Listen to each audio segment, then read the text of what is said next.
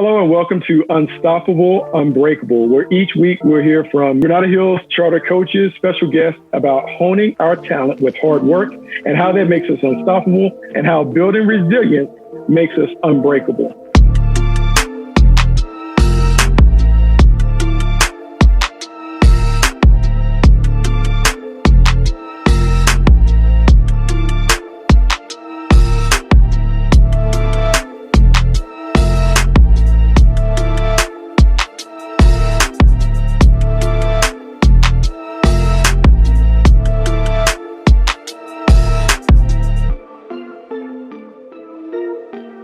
I'm Bucky Brooks, the head coach of the football team at Granada Hills Charter. And one of the things that we consistently talk about is setting a championship standard and how we can live up to that standard each and every day.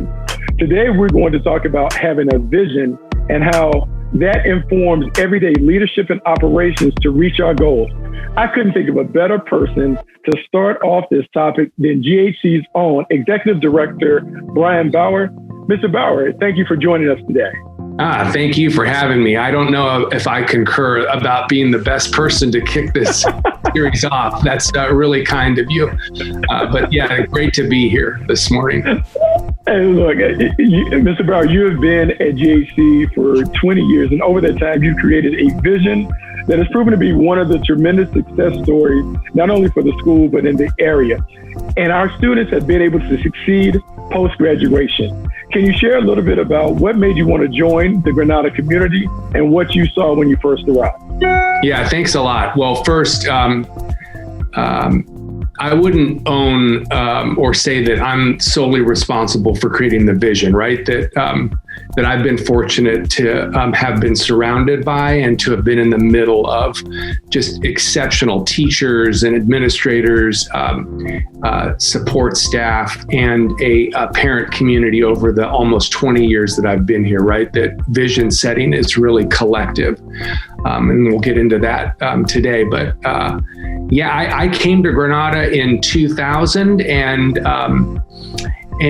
as the then principal, and Granada was a good school, and I could see really clearly early on that the staff and the community were itching for this school to become great. But no question, Granada was a really good school, and it was primed, I think, given some factors here that had to do with school-based management, sort of independent, autonomous control that the school had from its then district, and a community that was really wanting to take it to the next level, right? And that was exciting for me because I felt like, hey, I had landed someplace where maybe my skills and my talents could be used to help this school community move to that next level. And that was essentially moving to become an independent charter school, which some people focus on being separate or distinct or seceding from LA Unified. For us, it was much more about wanting to do some things differently, and that the independent charter status, which was hard fought for us, it came in 2003, allowed us to do that.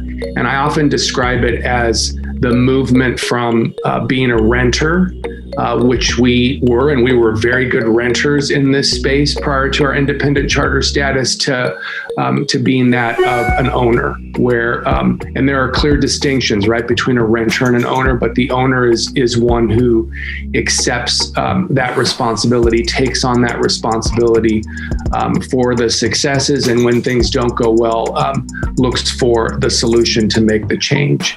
And I saw that Granada was ready for that, was wanting that, not only autonomy, but the responsibility that came from it.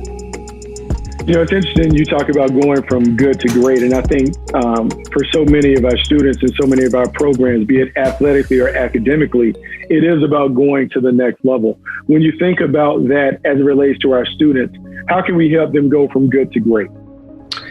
Yeah, interesting. As we talk about vision, right? One of the things that was instilled in me really young by my parents, and I think about the coaches that I worked with as an athlete, the teachers that I had, was we think about vision as sort of big picture, where we're going, where we want to go, and that it certainly is. The lessons that I learned and that I continue to hold myself to, and really with the team that I work with closely, is how important details are. That we sometimes forget that. Yeah, it's possible to get mired in the weeds, so to speak, but details are really important. And when we pay attention to that, we're able to, I think, see the big picture.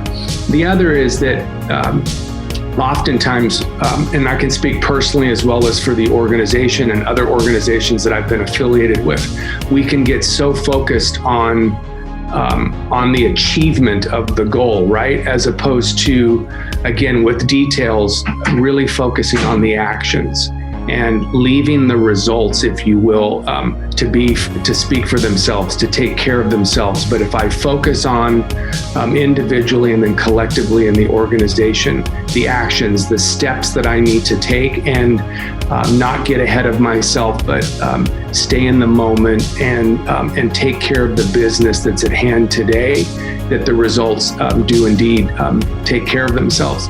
The other is that I have just found that good leadership, and for kids, right, the same thing, that it's less about the answers and it's more about the questions. And I find myself asking a lot of questions throughout the day, right? And that's and I think that is, from what I've seen in others and experienced myself, a really good suit in a leader is not the person who individuals come to for the solution, but the individual who is able to engage with others through the questioning process. And that ultimately, I think, has allowed more people in our community to think that they're part of that solution, right? That the ideas that I may hold or that others may hold become embraced by others, and not just the leader, if you will. You know, it's funny because what you're talking about is servant leadership. Yeah. To be a great leader, you must serve. You must be humble enough to listen and then provide feedback and offers and support. And so that's one of the reasons why Granada has been able to rise academically and athletically above its peers. So in thinking about that and thinking about the long-term vision that you've set, what can we expect from Granada over the next 10 to 15 years? Yeah, great. That is probably the multi-million-dollar question, right, for any organization, like the next 10 to 15 years. And what I can say is true to our roots, I think, and true to how we've been for not just the 20 years that I've been here, but that predates me, but certainly has been accelerated since our charter in 2003, is that yes, we're a neighborhood school, and one that this community continues to be and will continue to be extremely proud of. We're more than a neighborhood school. We've got kids who live in this neighborhood, who attend. We've got kids from all over the city, not just the San Fernando Valley, who strive to come here.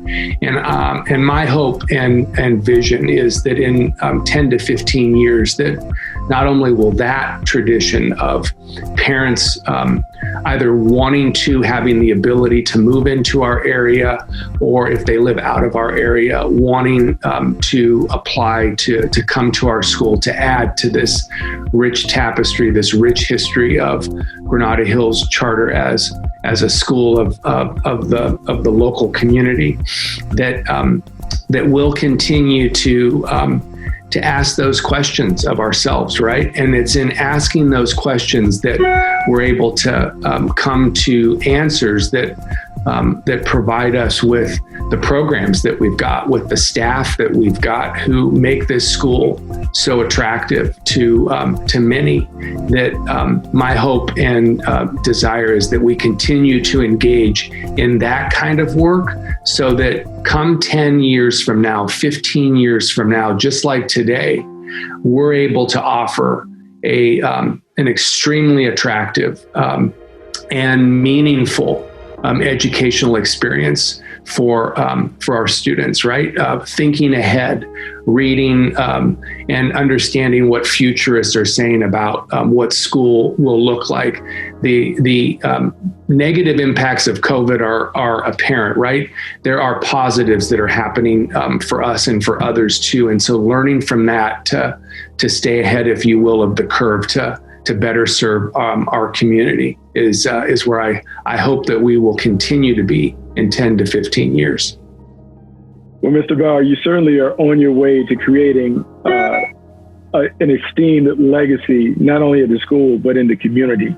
And I think what we can take from our conversation today is, one, be a visionary, have a vision, set goals, work hard to accomplish those goals, be resilient in overcoming whatever obstacles may be out there to help you reach those goals.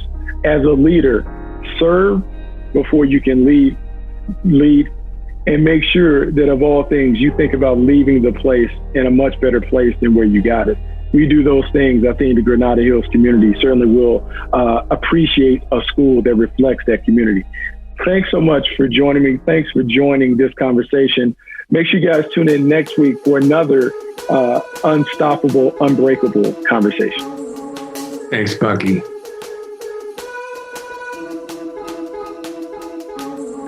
Public school that works, right? And hear, rightly or wrongly how, our education system isn't serving our kids to the degree that it needs to, right? Given what they bring into the school setting. And our goal has been, to show the community, we are a public school, tuition-free, non-sectarian public school that works. Yeah, no, it's funny because even like athletically, like some of the challenges that you have when you're talking to parents and kids, and you're like, look, you have an opportunity to get what I call private school coaching and experience at a public school. So we're going to do everything to give you a higher level experience. And so when you talk about being on those calls and conversations with the Windwards and Harvard Westlakes and whatever, just know that I am studying stuff from the Ivy League and how Dartmouth goes about executing their programs, and Princeton and those things, forward thinking, different thinking, out of the box than your normal public schools. But if we can do that and show that and have success doing that, then it just raises the level of cachet around school. You're such an asset for us as an organization, and more importantly for the kids. So phenomenal. This is the ultimate give back.